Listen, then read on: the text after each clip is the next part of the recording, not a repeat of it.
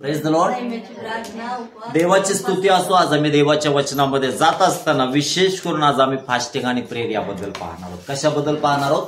उपवास आणि प्रार्थनेबद्दल आज आम्ही पाहणार आहोत. देवाच्या वचनामध्ये उपवास आणि प्रार्थनेला अतिशय महत्व आहे आणि ज्यांनी ज्यांनी उपवास केले त्या प्रत्येकाचं जीवन परमेश्वराने आशीर्वादित केलं असं पवित्र शास्त्रामध्ये असंख्य उदाहरणं आम्हाला पाहावयास मिळतात.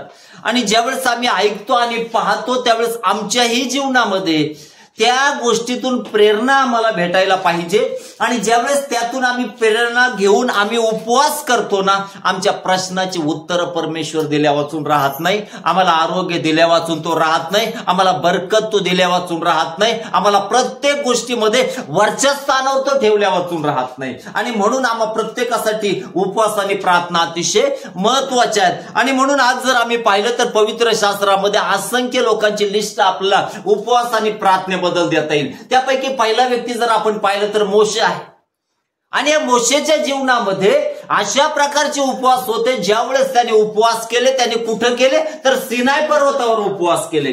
आणि सिनाय पर्वतावर उपवास केलेला असताना आम्ही देवाच्या वचनामध्ये पाहतो तो सिनाय पर्वतावर 40 दिवस आणि 40 रात्र होता.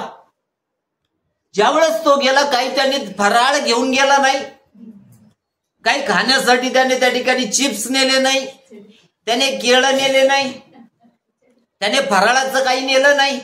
आणि तसंच तो परमेश्वराच्या सानिध्यामध्ये ज्यावेळेस गेला ना, त्याच्या जीवनामध्ये परमेश्वराने अलौकिक असं काम केलं. त्याला स्वर्गीय वस्तूचे दर्शन पाहायला मिळाले. त्याला 10 आज्ञांच्या पाट्या त्यावेळेस मिळाल्या. आणि अतिशय महत्वाची गोष्ट अशी तीही की त्याला परमेश्वराच्या स्वरूपाचं दर्शन झालं. ज्या वेळेस आम्ही त्या पवित्र देवाच्या सानिध्यामध्ये आमचे उपवास करतो ना, नक्कीच आमच्याही जीवनामध्ये अलौकिक अशा गोष्टी परमेश्वर दाखवतो. आणि जसे मोशेच्या जीवनामध्ये त्याला परमेश्वराचं दर्शन मिळालं, तसं या दिवसामध्ये आमच्या उपवास प्रार्थनेमध्ये आम्ही उपवास आणि प्रार्थना देवाच्या दर्शनाच्या अपेक्षेनेच करणं गरजेचं आहे. आणि ज्यावेळेस आम्ही अपेक्षेने उपवास करतो आमच्या जीवनामध्ये परमेश्वर अलौकिक रीतीने कार्य करतो आणि आमचं जीवन ब्लेस करतो. दुसरा व्यक्ती जर आम्ही पाहिलं तर एलिया. या एलियाला सामर्थ्य सेवक म्हटलंय, अभिषिक्त सेवक म्हटलंय, पवित्र आत्म्याच्या सामर्थ्याने वावरणारा सेवक म्हटलंय. आणि हाच एलिया एवढा सामर्थ्य होता की स्वर्गामधून अग्नी आणण्याचं सामर्थ्य त्याच्यामध्ये होतं, कारण त्याचं जीवन प्रार्थनामय होतं. आणि उपवासामध्ये असणारा हा व्यक्ती देवाच्या अलौकिक सामर्थ्याने भरलेला होता. आम्ही ज्यावेळेस पाहतो 3-3.5 वर्ष पाऊस आला नाही, याने गुडघे टेकले आणि कोरड्या आकाशातून पाऊस आला, कारण एलियाच्या प्रार्थनेमध्ये ते सामर्थ्य होतं. आमच्या जीवावर आलेल्या प्रार्थनावर जातच नाहीत. आमच्या जीवनामध्ये उगं करायच्या म्हणून केलेल्या प्रार्थना वर जात नाही आणि त्याच्यामुळे आमच्या जीवनामध्ये आशीर्वादाचा पाऊस येत नाही. परंतु ज्यावेळेस एलियाने आपले गुडघे टेकले आणि परमेश्वराच्या सानिध्यामध्ये प्रार्थना केल्या, आम्ही पाहतो सर्व इस्रायलची परिस्थिती त्याने परमेश्वराने बदलून टाकली. तशा आमच्या प्रार्थना आमचे दिवस बदलून टाकतात, आमची परिस्थिती बदलून टाकतात, आम्हाला आरोग्य देतात, आमच्या जीवनामध्ये आशीर्वादाची ओतणी करणाऱ्या आहेत. आणि म्हणून एलियाकडून काही गोष्टी अनेक गोष्टी शिकण्यासारख्या आहे. पुन्हा जर आम्ही पाहिलं हाच एलिया 400-450 बाळ देवताच्या संदेश त्यांना चॅलेंज करतो कर्मले डोंगरावर. आणि असं म्हटलंय दिवसभर ते बोंबलत राहिले, कोणीच आलं नाही. परंतु ज्यावेळेस एलियाने अर्पण केलं, वचन सांगतं स्वर्गातून अग्नी आला आणि त्या परमेश्वरानं दाखवून दिलं मी तुझ्या बरोबर आहे. आणि म्हणून आमच्याही जीवनामध्ये आम्हाला या गोष्टी माहिती असायला पाहिजे. एलियाने अशा परिस्थितीमध्ये उपवास केले की ज्यावेळेस कठीण परिस्थिती होती, आमच्याही जीवनामध्ये आम्ही उपवास करणारा असायला पाहिजे. आणि म्हणून एलियाच्या जीवनातून आम्हाला खूप काही पाहावयास मिळतं. तसं आमच्याही जीवनामध्ये अभिषेक असावा, सामर्थ्य असावं, त्यासाठी आम्ही उपवास आणि प्रार्थना करणं गरजेचं आहे. तिसरा व्यक्ती जर आम्ही पाहिलं तर प्रभू येशू. आणि प्रभू येशू बद्दल काय बोलावं? तो जिवंत देवाचा पुत्र आहे. पाण्यापासून तो द्राक्षरस करणारा आहे, मृतांना हाक मारून उठवणारा तो आहे. लंगडे त्याच्या नावाने चालू लागतात, मुके बोलू लागतात आणि मेलेले उठवले जातात. आम्ही पाहतो थोड्याशा भाकऱ्या आणि माशी यांना घेऊन ज्यावेळेस त्या ठिकाणी तो प्रार्थना करतो आणि अनेक लोकांच्या जीवनामध्ये अद्भुत रीतीने आम्ही पाहतो की त्यांना जेवण मिळतं. तसं आमच्या उपवास आणि प्रार्थनेद्वारे होणं गरजेचं आहे. आम्ही येशूच्या जीवनाबद्दल जर पाहिलं तर देवाचं वचन सांगतं त्याने सेवेची सुरुवात करण्याच्या अगोदर उपवास केले. काय आम्ही कुठल्या कामाची सुरुवात होण्या अगोदर उपवास करतो का? काय आम्ही कुठल्याही शुभ कार्याची शुभ सुरुवात करत असताना उपवास करतो का? काय आमच्या जीवनामध्ये ज्या ज्या महत्वाच्या गोष्टी आहे हल्लेलुया त्यासाठी आम्ही उपवास करतो का?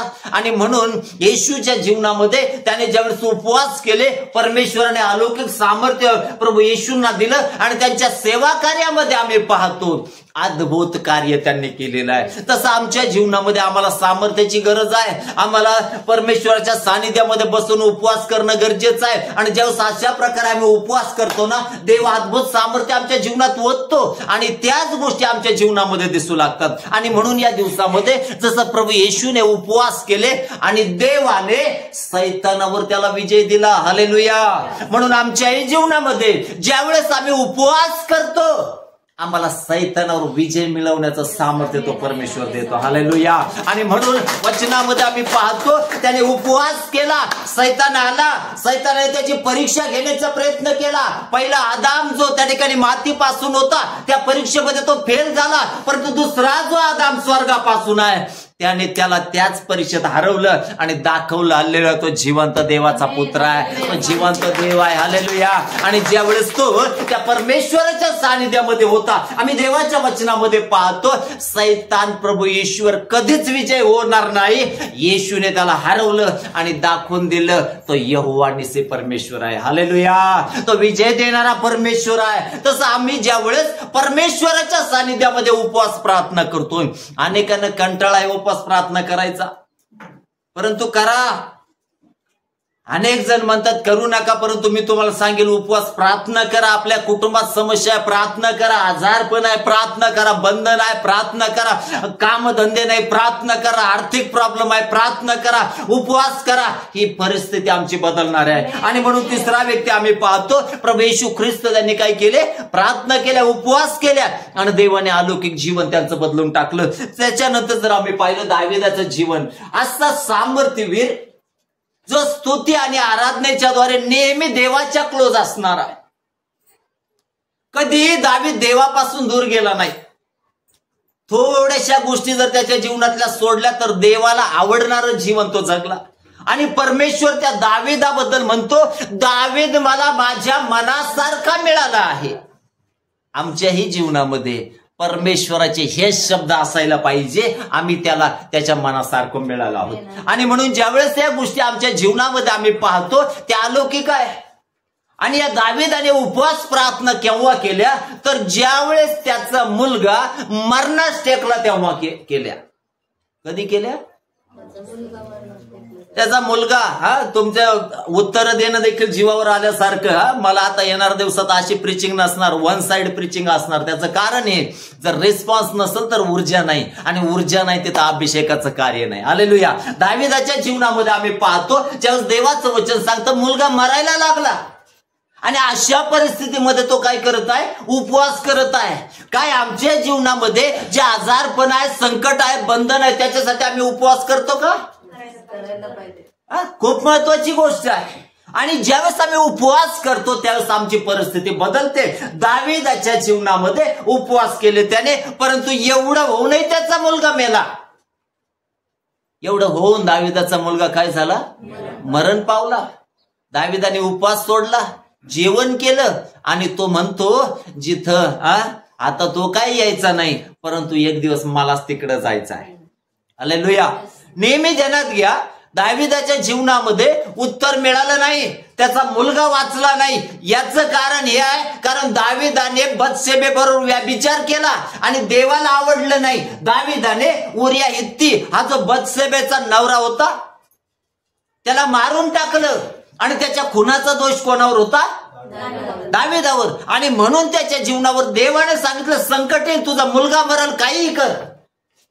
अनेकदा आमच्या जीवनामध्ये संकट जे येतात आमच्या जीवनातल्या चुकामुळे येतात. हालेलुया. त्याकडे आम्ही दुर्लक्ष करतो. आम्ही भंगार जीवन जगतो, आम्हाला वाटन तसं जीवन जगतो. आणि ज्यावेळेस आमच्या जीवनावर संकट येतात आमचं जीवन दावीदा समान असायला पाहिजे. दावीद पुन्हा त्याच्या भजनी लागला. आणि म्हणून या वचनामध्ये आम्ही पाहतो दावीदाने उपवास केले आणि देवाने हल्लेलुया तो देवाच्या सानिध्यापासून दूर झाला नाही. म्हणजे अनेकदा सैतान आमची देवाशी असणारी सहभागिता तोडून टाकतो. यासाठी की जेव्हा सहभागिता तुटते त्यावेळेस सैतान आमच्यावर अटॅक करतो. हालेलुया. आणि म्हणून यासाठी कधीही आम्ही देवाबरोबर असणारी सहभागिता तोडता कामा नये. म्हणून दावीदाच्या जीवनामध्ये अजून त्याने उपवास केले. कशासाठी? तर शाऊल राजा ज्यावेळेस मरण पावला आणि त्याचा मृत्यू भयानक झाला. त्याचा मुलगा जर आम्ही पाहिला तर त्या ठिकाणी अब्नेर तोही एकाच दिवसामध्ये मरण पावला. आणि त्या दोघांसाठी दावीदाने उपवास केले, प्रार्थना केल्या, शोक केला आणि ते रडले. त्या ठिकाणी आम्ही पाहतो दावीदाच्या जीवनातून शिकण्यासारखं हे आहे. जसं दावीदाने उपवास केले आमच्या जीवनामध्ये आम्ही उपवास करायला पाहिजे. हालेलुया. आता 40 दिवसाचे उपवास चालू आहे. ही आमच्यासाठी सुवर्ण संधी आहे, चांगली संधी आहे. नेहमी परंपरा म्हणून चालायचं नाही. आज प्रभू येशू काही छळत नाही किंवा प्रभू येशूला काही 40 दिवसानंतर कुठल्या वधस्तंभावर किंवा क्रूसावर टांगणार नाही, तो गेला. परंतु जर या दिवसामध्ये संपूर्ण समाज उपवास करतो ना, आम्ही उपवास करायला पाहिजे. हालेलुया. उपवास आम्हाला देवाच्या जवळ घेऊन जातात. उपवास आम्हाला पश्चातापाकडे घेऊन जातात. उपवास आम्हाला नम्र करतात. उपवास आम्हाला लीन करतात. उपवास आम्हाला सामर्थ्याने भरतात. उपवास आमच्या जीवनामध्ये पवित्र आत्म्याचे वरदान बाहेर काढतात. उपवास आम्हाला हालेलुया वरदानाने भरतात. फळे आमच्या जीवनामध्ये दिसतात. आणि म्हणून आमच्या जीवनासाठी उपवास अतिशय महत्वाचे आहे. दावीदाने उपवास केले आणि त्याचे उपवास देवाने आशीर्वादित केले. त्याच्यानंतर आम्ही पाहतो जसं मोशेने 40 दिवस, जसं येशूने 40 दिवस, जसं एलियाने 40 दिवस उपवास केले, दानिएलाने 21 दिवस उपवास केले. आणि दानिएलाचं जीवन जर आम्ही पाहिलं या 21 दिवसाच्या उपवासामध्ये दानिएलाचं जीवन जर आम्ही पाहिलं, ज्यावेळेस प्रार्थनाशील असणारा दानिएल सिंहाच्या गुहेमध्ये होता, सिंहाने त्याला फाडलं नाही. कारण परमेश्वराच्या दिव्य दूतांची उपस्थिती त्या प्रार्थनेकरवी त्या दानिएलाच्या भोवती होती. ज्या कुटुंबामध्ये प्रार्थना होते, जे कुटुंब आपले गुडघे त्या पवित्र देवाच्या सानिध्यामध्ये टेकतात, त्यांच्या विरोधामध्ये कितीही मोठा सैतान उभा राहिला तर तो त्यांना नष्ट करू शकत नाही. कारण आमच्या उपस्थितीने हल्लेलुया देवाची उपस्थिती आमच्या जवळ उतरून येते. हालेलुया. ज्यावेळेस आम्ही त्या पवित्र देवाच्या सानिध्यामध्ये बसतो तो पवित्र देव आपल्या दिव्य दूतासह आपल्या उपस्थितीसह आमच्यामध्ये हजर होतो. म्हणून आमचं कुटुंब प्रार्थनाशील असायला पाहिजे. आमच्या कुटुंबामध्ये प्रार्थनेची वेदी असायला पाहिजे. आमच्या कुटुंबामध्ये पर्सनल प्रेयर असायला पाहिजे. आमच्या कुटुंबामध्ये मंडळीची प्रार्थना असायला पाहिजे. आमच्या कुटुंबामध्ये आमची विशेष करून आम्ही जर पाहिलं उपवास प्रार्थना असायला पाहिजे. या गोष्टी आम्हाला अलौकिक सामर्थ्याने भरतात आणि आमचं कुटुंब आशीर्वादाकडे घेऊन जातात. दानिएलाने 21 दिवस उपवास प्रार्थना केले. काय होतं दानिएलाचं जीवन? अभिषेकाने भरलेलं. हालेलुया. काय होतं दानिएलाचं जीवन? हालेलुया. तांत्रिक आणि मांत्रिक यांच्यापेक्षा 10 पट हुशार होता. हालेलुया. आजच तो ज्ञान देत नाही. ज्यावेळेस आम्ही देवाच्या सानिध्यामध्ये आमचा वेळ घालतो, देव आम्हाला दानिएला समान बनवतो. हालेलुया. देव आम्हाला दानिएला समान त्या ठिकाणी सिंहाच्या गुहेतही वाचवतो. म्हणून जसं दानिएला 21 दिवसाचे उपवास केले, आमच्याही जीवनामध्ये आमचे उपवास असायला पाहिजे. आमच्याही जीवनामध्ये आम्ही विशेष करून 1 दिवसाचा असेल, 2 दिवसाचा असेल, 3 दिवसाच्या असेल, 7 दिवसाच्या असतील, 11 दिवसाच्या असतील, 2 आठवड्याच्या असतील, 21 दिवसाच्या असतील, 40 दिवसाच्या असतील, आम्ही उपवास करणारं बनणं गरजेचं आहे. ज्यास आम्ही उपवास करतो ना, आम्ही नम्र होतो. ज्यास आम्ही उपवास करतो ना, आमच्या देवाशी बिघडलेले नातेसंबंध पुनर्स्थापित होतात. आणि म्हणून आम्ही उपवास करणं गरजेचं आहे. पुढे जर आम्ही पाहिलं तर एस्थेरचं जीवन उपवासामध्ये आम्हाला दिसतं. ही एस्थेर जी राणी होती आणि तिच्या काळामध्ये आम्ही पाहतो यहुद्यावर एवढं संकट होते, यहुद्यांच्या जीवनामध्ये त्यांना मरणाचा समय त्यांच्यासाठी होता. परंतु देवाचं वचन आम्हाला सांगतं तिने नम्र होण्याचा निश्चय केला. तिने उपवास करण्याचा निश्चय केला. ज्यावेळेस ते उपवासात होते, सर्व यहुदी लोकांनी उपवास केले आणि त्याचा परिणाम हा झाला, सर्व यहुद्यांचे प्राण त्या एस्थेरच्या उपवासाने प्रार्थनेमुळे वाचले. वेगळी धार्मिकता आम्हाला फक्त त्या ठिकाणी चर्चमध्ये काय करू शकते, चार चौघामध्ये खूप धार्मिक आहे एवढंच दूषण लावू शकते. परंतु आमच्या जीवनामध्ये आमची धार्मिकता आमच्या चरित्रात असायला पाहिजे. हालेलुया. आमच्या जीवनात असायला पाहिजे, आमच्या प्रॅक्टिकलमध्ये असायला पाहिजे. आणि ज्यावेळेस अशी धार्मिकता आमच्या जीवनात असेल ना, आमचं जीवन आशीर्वादित असणार आहे. म्हणून एस्थेरच्या उपवासाकरवी काय झालं तर देवाचं वचन आम्हाला या ठिकाणी सांगतं, सर्व यहुदी लोकांचे प्राण काय झाले, वाचले गेले. तसं आमच्या कुटुंबासाठी आम्ही उपवास करायला पाहिजे. अनेकदा आजारपण जीवनात येतात, अनेकदा मरणासारखे बंधन जीवनामध्ये येतात. आणि जर अशा बंधनातून कोण जर वाचू शकल तर एकच आहे, ते उपवासाने प्रार्थना. हालेलुया. आम्ही या दिवसामध्ये उपवास प्रार्थना करणं गरजेचं आहे. त्याच्यानंतर जर आम्ही पाहिलं तर 7वा व्यक्ती आहे अहाब. त्याने उपवास केले, स्वतः नम्र होण्यासाठी त्याने उपवास केले. अनेकदा घमंड आमच्या जीवनामध्ये असते, अनेकदा गर्विष्ठपणा आमच्या जीवनामध्ये असतो. आणि ज्यावेळेस घमेंड असते, ज्यावेळेस गर्विष्ठपणा असतो, त्यावेळेस देव आमच्या विरोधात असतो. परंतु ज्यावेळेस आम्ही स्वतःला नम्र करतो ना, तो देव आमच्या विरोधात नव्हे तर आमच्या बरोबर असतो. आणि म्हणून यासाठी आम्ही काय करायला पाहिजे, उपवास आणि प्रार्थना करणं गरजेचं. प्रियांनो, ज्यास आम्ही उपवास प्रार्थना करू ना, अलौकिक रीतीने तो पवित्र देव आमचं जीवन ब्लेस करेल. म्हणून अहाब नम्र झाला. हल्लेलुया. अहाबाने नम्रतेसाठी प्रार्थना केली. तसं आमच्या प्रार्थना त्यासाठी असणं गरजेचं आहे. पुन्हा जर आम्ही पाहिलं पुढील व्यक्ती तर यज्राच्या जीवनामध्ये आम्हाला उपवास आणि प्रार्थना दिसतात. हा यज्रा कोण होता? देवाचा अभिषिक्त सेवक होता. आणि याच्या जीवनामध्ये जर आम्ही पाहिलं तर त्याने उपवास केले आणि तो रडला, त्याने शोक केला, त्याने पश्चाताप केला, यासाठी की जे बंदिवानपणा इस्रायल लोकांना आला, बंदिवासात जावं लागलं, त्यांच्या वर जे संकट आले ते याच्यामुळे होते, कारण त्याने देवाच्या विरुद्ध पाप केलं, त्याने जिवंत देवाला सोडलं आणि जगी गोष्टीच्या नादी लागले. म्हणून त्यांच्या जीवनामध्ये विनाश आला. परंतु ज्यावेळेस यज्राच्या जीवनामध्ये आम्ही पाहतो, त्याला माहित होतं उपवास प्रार्थना परिस्थिती बदलते. म्हणून यज्राने प्रार्थना केली आणि त्यांचं जीवन परमेश्वराने ब्लेस केलं. तसं आज आमच्या जीवनामध्ये आमच्या उपवास प्रार्थना असायला पाहिजे. ज्यास आम्ही अधिक उपवास प्रार्थना करू ना, परमेश्वर अधिक कृपा आम्हाला पुरवल्या वाचून राहणार नाही. त्याच्यानंतर जर आम्ही पाहिलं, शास्त्री आणि परीक्षी उपवास करायचे, करत होते ना, करत होते. ते उपवास प्रार्थना करायचे. एक व्यक्ती आला आणि त्याने हात उभारून म्हटलं, मी आठवड्यातून किती वेळेस उपवास करतो? 2 वेळेस उपवास करतो. आपल्याला अगोदरच पंचायत पडते कसे निघतील उपवास. बरोबर आहे ना? नाही निघत तर मारा. बरोबर आहे ना? उपवासाविना बंधनं तुटत नाहीत. आणि म्हणून आम्ही पाहतो शास्त्री परीक्षी उपवास करायचे. त्याच्यानंतर आम्ही पाहतो योहानाचे शिष्य काय करायचे? उपवास करायचे. आणि म्हणून एकदा त्या ठिकाणी प्रभू येशूला त्या शास्त्री पुरुषांनी म्हटलं, योहानाचे शिष्य उपवास करतात, तुमचे शिष्य कधी करतील? प्रभू म्हणतो, वराड्याबरोबर वर आहे तोपर्यंत ते उपवास करणार नाहीत. परंतु जेव्हा वर त्यांच्यापासून काढून घेतला जाईल तेव्हा ते काय करतील? उपवास करतील. अजूनही काही वराडे असे आहेत, त्यांना वाटतं प्रभू अजून काय आमच्या बरोबरच आहे. Praise Lord. परंतु आमच्या जीवनामध्ये आम्हाला माहिती असायला पाहिजे, नक्कीच तो आत्म्याकरवी आमच्या बरोबर आहे, परंतु आमच्या जीवनामध्ये आम्ही हा उपवास प्रार्थना करणं गरजेचं आहे. पुढे जर आम्ही पाहिलं तर पवित्र शास्त्रामध्ये अनेक मंडळ्या उपवास प्रार्थना करत होत्या आणि त्यांचं अलौकिक जीवन जर आम्ही पाहिलं, मंडळाच्या उपवास प्रार्थनेद्वारे खूप काही गोष्टी घडतात.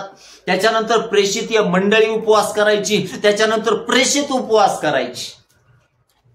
प्रेषित पौलाच्या जीवनामध्ये आम्ही पाहतो, प्रेषित 9 मध्ये त्याने देखील काय केलं? उपवासाने प्रार्थना केल्या आणि देवाने अलौकिकरित्या त्याचं सेवा कार्य आशीर्वादित केलं. आज संख्य लोकांसाठी तो एक आशीर्वादाचा कारण ठरला. तसं आमच्या जीवनामध्ये ज्यावेळेस आम्ही उपवास करतो, ज्यावेळेस आम्ही प्रार्थना करतो, त्यावेळेस आमचं जीवन अलौकिकरित्या परमेश्वर काय करतो? आशीर्वादित करतो. म्हणून आमचे उपवास असणं गरजेचं आहे. यावेळेस आम्ही देवाच्या वचनामध्ये जाऊया. योनाचं पुस्तक आणि त्याचे काही वचन जर पाहिले तर त्या ठिकाणी 3ऱ्या अध्यायामध्ये म्हटलंय परमेश्वराचं वचन दुसऱ्याने योनाला प्राप्त झाले की उठ त्या मोठ्या निनवे शहरात जा व मी तुला सांगेल तो संदेश त्यास आरोळी करून सांग. तेव्हा योना उठून परमेश्वराच्या वचनाप्रमाणे निनवेस गेला. निनवे देवाच्या दृष्टीने मोठे शहर होते. हे सगळे फिरून येण्यास 3 दिवस लागत. योना 1 दिवसाची वाट चालत असता ओरडत गेला की 40 दिवसाचा अवकाश आहे, मग निनवे धुळीस मिळेल. किती मोठं शहर आहे.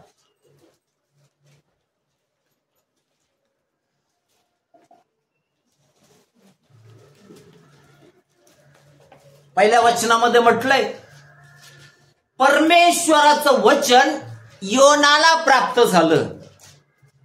ज्यावेळेस देवाचे सेवक त्या परमेश्वराच्या सानिध्यामध्ये बसतात त्यावेळेस परमेश्वर आकाशातून स्वर्गामधून त्यांना वचन प्रकट करतो आणि ते वचन ज्यावेळेस प्राप्त होतं ते वचन सेवक मंडळीला देतात, ते वचन सेवक गावामध्ये देतात, ते वचन इतरांना सेवक देतात. तसं इथं म्हटलंय योनाला परमेश्वराचं वचन प्राप्त झालं आणि ज्यावेळेस प्राप्त झालं पुढे वचनामध्ये म्हटलंय तो म्हणतो तू आरोळे करून सांग. कसं सांग म्हणतो तर आरोळे करून सांग. आणि म्हणून पुढे जर आम्ही पाहिलं 4थ्या वचनामध्ये 1 दिवसाची वाट चालत असता तो ओरडत गेला. 40 दिवसाचा अवकाश आहे मग निनवे धुळीस मिळेल. 40 दिवसाचा अवकाश आहे मग निनवे धुळीस मिळेल. 40 दिवसाचा अवकाश आहे मग निनवे धुळीस मिळेल. ज्यावेळेस हा अभिषिक्त संदेश त्या त्या शहरामध्ये फिरत होता लोकांच्या कानावर एक वाणी पडत होती ती होती 40 दिवसांचा अवकाश आहे नंतर निनवे धुळीस मिळेल. कदाचित यांना माहिती असेल त्या सदोम आणि गमोरा शहराचा अग्नी आणि गंधकाने परमेश्वराने नाश केला. का केला? कारण त्यांचं पाप वाढलं आणि देव म्हणतो त्यांच्या पापाचा घडा भरला म्हणून मी त्यांचा काय करीन विनाश करीन. म्हणून या वचनामध्ये म्हटलंय की योना ज्यावेळेस त्या ठिकाणी गेला तो म्हणतो 40 दिवसाचा अवकाश आहे नंतर निनवे धुळीस मिळेल. म्हणजे हे वचन देवाकरवी त्यांच्याकडे गेलं. तसं ज्यावेळेस देवाचं वचन आमच्याकडे येतं ना आम्ही देवाचं म्हणून ते स्वीकारणं गरजेचं आहे म्हणजे आमचं जीवन बदललं जातं. पुढच्या वचनामध्ये जर आम्ही पाहिलं तर असं देवाचं वचन सांगतं तेव्हा निनवेतील लोकांनी देवावर श्रद्धा ठेवली. एकदम बिघडलेले लोक ज्यावेळेस योनाचा संदेश ऐकला आणि त्या एका वाक्याद्वारे त्यांचं परमेश्वराने अंतःकरण बदललं आणि वचनामध्ये म्हटलंय त्यांनी देवावर श्रद्धा ठेवली. तसं आमची दृढ श्रद्धा त्या परमेश्वरावर असायला पाहिजे. पुढे म्हटलंय त्यांनी उपवास नेमला. आम्ही उपवास नेमणारा असायला पाहिजे. आमचा व्यक्तिगत उपवास असायला पाहिजे. आमचा कौटुंबिक उपवास असायला पाहिजे. आमच्या मंडळीचा उपवास असायला पाहिजे. आणि म्हणून पुढे म्हटलंय श्रेष्ठापासून कनिष्ठापर्यंत गोंताट नेसले. आपण म्हणतो हे लेकरं आहेत त्यांना होणार नाही. लेकरांना लहानपणामध्येच वळण लावले जातात. एक प्रभूचे सेवक त्यांच्या घरी जाण्याचा मला वेळ मिळाला आणि एक दिवस मी त्यांच्या घरी गेलो. दुपारी मी काहीतरी त्यांना घेऊन गेलो खाण्यासाठी आणि अशा परिस्थितीमध्ये ते लेकरं म्हटले पाळक साहेब आम्हाला उपवास आहे. 3री 4थीचे लेकरं म्हणे पाळक साहेब उपवास आहे. म्हटलं नंतर खा. नंतर खा. मी त्यांच्या वडिलांना म्हटलं अहो पाळक साहेब लहान लेकरं आहे तो. ते म्हणे लहान वगैरे काही नाही. आतापासून यांना जर उपवासाची सवय लागली ना येणाऱ्या दिवसात 40 दिवसाचे ते उपवास करतील. हालेलुया. त्या सेवकाचं हृदय मला समजलं आणि त्याला महत्वाचं वाटलं जर या लेकरांनी आज उपवास केले तर त्यांचं भवितव्य आशीर्वादित असेल. आपल्या लेकरांना आपण गैराटपणा करायला मोकळीक देतो परंतु या दिवसामध्ये त्यांना उपवास करायला लावा. भविष्य त्यांचं आशीर्वादित असल्या वाचून राहणार नाही. आणि म्हणून या ठिकाणी म्हटलं त्यांनी उपवास नेमला आणि श्रेष्ठापासून कनिष्ठापर्यंत गोंताट नेसले. का गोंताट नेसले? कारण त्यांना जाणीव झाली आपल्या कर्माची. आम्हाला आमच्या कर्माची जाणीव होणं गरजेचं आहे. आम्हाला आमच्या चुकांची जाणीव होणं गरजेचं आहे. आणि जेव्हा असं होतं देव आमचं जीवन आशीर्वादित करतो. पुढे जर असं वाचलं तर असं म्हटलंय 6वं वचन निनवेच्या राजाचे वर्तमान समजले तेव्हा तो आपल्या आसनावरून उठला व आपल्या अंगातला झगा काढून गोंताट नेसून राखेत बसला. मला वाटतं आपल्या राष्ट्रातील देखील श्रेष्ठापासून कनिष्ठापर्यंत जेवढेही लोकप्रतिनिधी आहे त्यांनी धूळ राखेतच बसायची गरज आहे. कारण येणाऱ्या दिवसामध्ये इतका मोठा विनाश येणार आहे, यांना प्रत्येकाला आपल्या कर्माचं यथायोग्य प्रतिफळ भोगावंच लागणार आहे. कारण ज्यावेळेस राजाची नेमणूक होती त्यावेळेस राजाची कसं त्याने राज्य चालवावं याची नियमावली दिली जाते. तसंच लोकप्रतिनिधी ज्यावेळेस निवडून दिले जातात त्यांनाही कसं वागावं याची नियमावली आहे. आणि ज्यावेळेस नियमबाह्य ते वागतात देवाचा क्रोध त्यांच्यावर येतो. आणि पवित्र शास्त्रामध्ये आम्ही पाहतो देवाने राजे लोकांना शासन केलेलं आहे. एका दिवसात त्यांना आपल्या राजपदावरून काढून टाकलेलं आहे. या निनवेच्या राजाने ज्या वर्तमान ऐकलं आणि वचन सांगतं त्याला समजलं निनवेचा नाश होणार आहे. तो धूळ राखेत बसला. त्याने आपलं गोंताट काय त्या ठिकाणी काय म्हटलं या वचनामध्ये, त्याने जाहीरनामा काढून तो आपल्या आसनावरून उठला. आपल्या पदावरून खाली या. पदाची घमेड जास्त दिवस टिकत नाही. हालेलुया. आणि म्हणून यासाठी आमचंही जे पद असेल त्या पदाचा मोठेपणा आमच्या जीवनात नको. या दिवसामध्ये आम्ही स्वतःला नम्र करणं गरजेचं आहे. हालेलुया. पद आम्हाला वाचू शकत नाही, जिवंत देव आम्हाला वाचू शकतो. म्हणून या वचनामध्ये आम्ही पाहतो, वचन सांगतं की तो आपल्या आसनावरून उठला व आपल्या अंगातला झगा काढून तो गोंताट नेसून राखेत बसला. बघा किती नम्रता आहे. या राजाच्या ठाई घमेंड आहे का? या राजाच्या ठाई त्या ठिकाणी गर्विष्ठपणा नाही. तो देवासमोर नम्र झाला. अनेक गर्विष्ठ लोक आज देवाला त्या ठिकाणी चिडवण्याचा प्रयत्न करत आहे. अनेक गर्विष्ठ लोक देवाच्या सेवकांच्या विरोधात चुकीचं बोलत आहे. आणि देवाच्या नजरेमध्ये ते स्वतःसाठी क्रोध राखून ठेवत आहे. येणाऱ्या दिवसामध्ये त्या प्रत्येकावर क्रोध निघाल्या वाचून राहणार नाही. जे इजबेलीच्या आत्म्याने चालणारे आहे, जे देवाच्या सेवकाला दाब दडपशाही करतात, त्यांचाही विनाश येणाऱ्या दिवसामध्ये ठरलेला आहे. देवाच्या हातून त्यांना कोणीही सोडू शकणार नाही. त्यांचं पद सोडू शकणार नाही, त्यांचा अधिकार सोडू शकणार नाही. कारण वचन सांगतं जिवंत देवाच्या हाती सापडणं महाकठीण आहे. कोणालाच तो सोडत नाही. ज्यावेळेस शौलाने मंडळीचा छळ केला त्याला तो म्हणतो, शौला शौला तुला ऐरणीवर लात मारणं कठीण. ऐरण लोखंडाचे असते आणि जर ऐरणीवर लात मारली ना ऐरणीला काही होत नाही, परंतु मारणाराचा पाय सुजला जातो. तसं येणाऱ्या दिवसामध्ये जे जे लोक देवाच्या मंडळाच्या विरोधात आहेत, जे जे लोक देवाच्या सेवकांच्या विरोधात आहेत, जे जे लोक देवाच्या वचनाच्या विरोधात कार्य करत आहेत, त्यांना नक्कीच परमेश्वर त्या शौलाप्रमाणे म्हणेल तुम्हाला ऐरणीवर लात मारणं कठीण आहे. कारण ज्यावेळेस ते देवाच्या मंडळीचा विरोध करतात, ज्यावेळेस ते सेवकाचा विरोध करतात, त्यावेळेस ते स्वतः देवाचे वैरी बनतात. अरे जगातल्या लोकांचे वैरी जर टिकत नाही तर जे देवाचे वैरी आहे त्यांना परमेश्वर कसा सोडेल. आणि म्हणून या वचनामध्ये आम्ही पाहतो राजा गोंताट नेकून राखेत बसला. पुढे म्हटलंय आणि त्याने जाहीरनामा काढून आपला व सरदाराचा असा ठराव निनवेवर प्रसिद्ध केला. ठरावच काढला डायरेक्ट. काय ठराव काढला? कोणी माणसाने, पशुने, गुराढोरांनी, शेरडा मेंढरांनी काही चाखू नये, काही खाऊ नये, पाणी पिऊ नये. आम्ही उपवासाच्या आदल्या दिवशी फराळ घेऊन येतो, अगोदरच्या दिवशी भिजायला टाकतो. एवढी तरतूद आमच्या उपवासाची. हे देवाला आवडणारे उपवास नव्हे, हे आम्हाला आवडणारे उपवास आहे, आमच्या सोयीने केलेले उपवास आहे. यशया 58 मध्ये देवाचं वचन सांगतं, यशया सांगतो आम्हाला यथायोग्य उपवास कशाला म्हणायचं, योग्य उपवास कशाला म्हटलं गेलंय. आणि म्हणून इथं वचनामध्ये म्हटलंय माणसांनी, गुराढोरांनी, पशु पक्ष्यांनी काही चाखू नये, पाणी देखील पिऊ नये. निरंकार उपवास.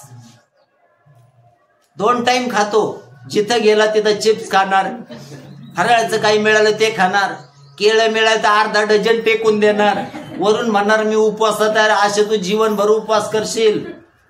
हे उपवास फक्त जगामध्ये स्वतःला धार्मिक म्हणून दाखवण्यासाठी आहे. अशा उपवासाकडे परमेश्वर तोंडही करत नाही, पाहत नाही, परंतु जे खरे उपवास आहे ना त्याच्याकडे तो कधीच कानाडोळा करत नाही. म्हणून आमचे उपवास असे असायला पाहिजे जे मनुष्याला नव्हे तर देवाला आवडतील. पुढे जर देवाच्या वचनामध्ये पाहिलं तर असं देवाचं वचन आम्हाला सांगतं, तर मनुष्याने पशुने गोंताट नेसावे, देवाचा मोठ्याने धावा करावा. पशुने, मनुष्याने व पशूंनाही गोंताट नेसवलंय. करा असा कार्यक्रम. रियालिटी आहे, हे उपवासाची गरज आहे आम्हाला. आणि म्हणून पुढे जर वाचलं तर असं म्हटलं, देवाचं वचन सांगतं, देवाचा मोठ्याने धावा करावा. कसा? आपल्याला रिप्लाय द्यायला जीवावर येतं, काही एनर्जी जाते का, काही एनर्जी डाऊन होते. अरे देवाच्या आत्म्यामध्ये वचन सांगतं, उठ कंट्रोल कर, कसर करू नको. त्याला माहित होतं हे कसर करणारे आहेत. हालेलुया. मला बिशप तानाजी पाडळ यांचं आवडतं. हालेलुयाचा गजर करतात. कोणाला काय वाटतं तो भाग नाही, परंतु देवाचा गौरव तो व्यक्ती मनापासून करतो. हालेलुया. अनेकदा आम्ही पाहतो दावीद नाचला हजारो लोकांसमोर, त्याच्या बायकोला नाही आवडलं, म्हणजे त्याने नाचायचं सोडायचं का? कोणाला काय वाटतं आपल्या ओरडण्याद्वारे तो त्यांचा व्यक्तिगत प्रश्न आहे, परंतु माझ्या देवाला आवडतं, आम्ही त्याच्या नावाने धावा करावा, ओरडावा. आणि म्हणून प्रभूही म्हणतो मुक्यांना, काय म्हणतो माहितीये का, तुम्ही नाही ओरडले तर धोंडे ओरडतील. हालेलुया. बसा मग तिथं जा, काही उपयोगाचे नाही. मग मिठाचा खांब झाल्यानंतर फेकून द्यायच्या उपयोगाचे येतात, काहीच फायदा नाही. म्हणून आमचं जीवन देवाच्या नावाने ओरडणारा असायला पाहिजे, शुभ वर्तमानाची घोषणा करणारा आम्ही असायला पाहिजे. या वचनामध्ये म्हटलंय, मोठ्याने काय केलंय तर देवाचा धावा केलाय. कधी आम्ही धावा करतो का? करतो का आम्ही धावा? करायला पाहिजे. ज्यावेळेस माणूस मरायला लागतो ना त्यावेळेस तो धावा करतो, त्याने मला येऊन भेटावं. भांडण कुणी केले? यांनीच केलेत. शिव्या कोणी दिल्यात? यांनीच. त्याच्या कानफडत कोणी मारली? यांनीच मारली. त्याचा बांध रेटला, काहीतरी केलंय. जीवनभर ज्याने त्या काड्या केल्या, आणि आता मरायच्या वेळेला म्हणतो त्याने मला येऊन भेटवर. आधीच शहाणा झाला असता तर. बरोबर आहे ना? त्यावेळेस तो धावा करतो. पलीकडचा आहे म्हणतो त्याने मला लई त्रास दिला, मी नाही यायला मोकला. बरोबर आहे ना? शेवटचा समय सुटू पाहतो का? इथं वचनामध्ये म्हटलंय धावा करा परमेश्वराचा, मोठ्याने धावा करा. ज्यावेळेस दुःख अति होतं ना, आम्ही याच्या त्याच्याकडे बोंबलत बसतो, काही फायदा नाही. देवाकडे ओरडा. हालेलुया. त्याचा धावा करा. तुमचे दिवस बदलल्या वाचून राहणार नाही. पुढे जर वाचलं तर असं म्हटलंय, आणि प्रत्येकाने आपापल्या कुमार्गापासून, आपल्या हातच्या जुलमापासून मागे फिरवा. आपल्या कुमार्गापासून, पापापासून फिरा. अनेकांना पाप पोषक जीवन आवडतं. या दिवसामध्ये पाप पोषक जीवन जगू नका. धार्मिकतेच्या हल्लेलुया अंगाने चला, देव तुमचं जीवन आशीर्वादित करीन. आणि म्हणून त्याने म्हटलंय, आपल्या हातच्या जुलमापासून मागे फिराव. लोकांवर जुलूम करू नका, इतरांना विनाकारण त्रास देऊ नका. पुढे म्हटलंय, देव कदाचित वळेल व अनुताप पावेल आणि आपल्या संतप्त क्रोधापासून परावृत्त होईल, म्हणजे आपला नाश होणार नाही. याने विरोधात काम केलं नाही. तो म्हटलं का, योना असा म्हटलं ना, जातो त्याच्या 2-3 देतो. त्याला जेलमध्ये टाका, त्याला बांधा, त्याला शिक्षा द्या. अरे देवाचा निरोप यासाठी येतो की आम्ही वाचले जावं. देवाचे सेवक आपल्या घरी यासाठी येतात का आपला विनाशापासून बचाव व्हावा. देवाचे सेवक यासाठी आम्हाला सांगतात की आम्ही येणाऱ्या भविष्यातल्या पिढ्यापासून वाचलं जावं. आणि म्हणून या वचनामध्ये म्हटलंय, तो राजा म्हणतो की कदाचित देव अनुताप पावेल आणि आपल्या संतप्त क्रोधापासून परावृत्त होईल, म्हणजे आपला नाश होणार नाही. किती नम्रता आहे, किती प्रीतीने बोलणं आहे. तसं आमचं बोलणं असायला पाहिजे. 10 वचन सांगतं, देवाने त्यांचे वर्तन पाहिले. हालेलुया. आमची प्रत्येक कृती तो पाहतो. यशाया 39 स्तोत्र 139 मध्ये म्हटलंय, तो माझं बसणं, उठणं, चालणं, बोलणं, निजणं सगळं काही पाहतो. हालेलुया. पाप करायला वावच नाही.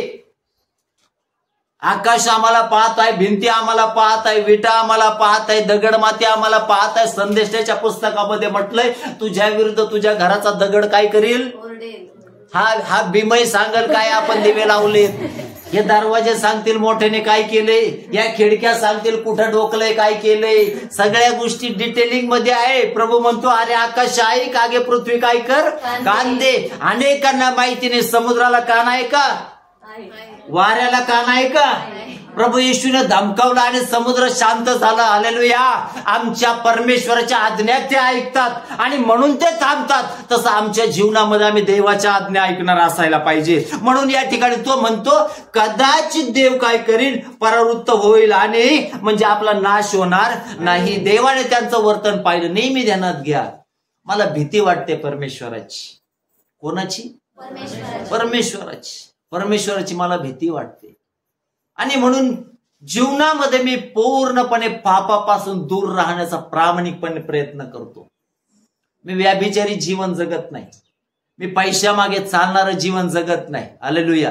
मी गर्विष्ठपणाचं जीवन जगत नाही, मी घमेंडी जीवन जगत नाही. देवाला जे अपेक्षित आहे ते करायचा प्रयत्न करतो, कारण मला माहित आहे त्याची दृष्टी माझ्याकडे आहे. तसं आपल्या जीवनामध्ये आपल्याला माहिती असायला पाहिजे जगातलं कोण आम्हाला पाहतंय, ह्या भाग वेगळा आहे, परंतु तो देव आम्हाला पाहत आहे. आणि जर या वचनामध्ये म्हटलं त्यांनी वर्तन पाहिले, म्हणजे अर्थात ते आपल्या कुमार्गापासून वळल्यात हे पाहिले, तेव्हा त्यांच्यावर अरिष्ट आणि असे जो तो म्हणाला होता तो अनुताप पावला आणि त्याने त्यांच्यावर ते आणले. हालेलुया. ज्यावेळेस आम्ही नष्ट होण्याच्या बेतात आलो आहोत ना, उपवास प्रार्थना करा. योनाच्या संदेशाकरवी या निनवेमध्ये रिवायवल आलं. हालेलुया. योनाच्या संदेशाकरवी या निनवेमध्ये संजीवन आलं आणि असं संजीवन होतं, लाखो लोक उपवासाकरवी वाचले गेले. हालेलुया. तसं आमच्या मंडळीत संजीवन यायला पाहिजे, आमच्या आत्मिक जीवनात संजीवन यायला पाहिजे, आमच्या घरामध्ये संजीवन यायला पाहिजे. जेव्हा संजीवन येईल ना, आमचा विनाश होणार नाही. आम्ही देवाच्या क्रोधापासून वाचले जाऊ आणि जेव्हा वाचले जाऊ आमचे संबंध देवाशी जोडले जातील. आणि जेव्हा देवाशी आम्ही जोडले जाऊ ना, आशीर्वादाची रेलचेल असेल. म्हणून या वचनामध्ये आम्ही पाहतो रिवायवल येण्यासाठी वेळ लागत नाही.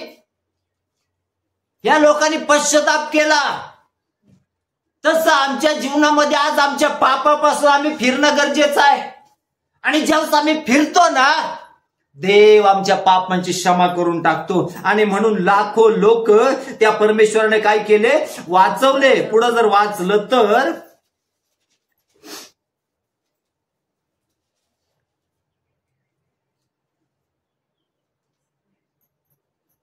11 वचन त्या ठिकाणी म्हटलंय, तर उजव्या डाव्या हातचा भेद जास्त कळत नाही अशा 1,20,000हून अधिक माणसे व पुष्कळशी गुरेढोरे ज्या मोठ्या निनवे शहरात आहे त्यांची मी पर्वा करू नये. काय किती लोक होते या शहरामध्ये, तर आकडा इथं दिला 1,20,000 लोक. हालेलुया. इतक्या मोठ्या लोकांनी पश्चाताप केला आणि त्या ठिकाणी म्हटलंय उपवास केला, त्यांचा विनाश झाला नाही. तसं आज मंडळींनी उपवास करावे. जे जे लोक देवाच्या मंडळाच्या विरोधात बोलत आहे, जे जे लोक सेवकांच्या विरोधात बोलत आहे, जे जे लोक जिवंत देवाच्या विरोधात बोलत आहे, आमचे उपवास परिस्थिती बदलून टाकतील. हालेलुया. आमचे उपवास संजीवन घेऊन येतील. हालेलुया. आमचे उपवास हालेलुया आमचा विनाश होण्यापासून वाचवतील, आमच्या राष्ट्राचा विनाश होण्यापासून वाचवतील. म्हणून या दिवसामध्ये आम्ही कुटुंबासहित उपवास करावा. देवा या वचनातून तुम्हाला आशीर्वाद.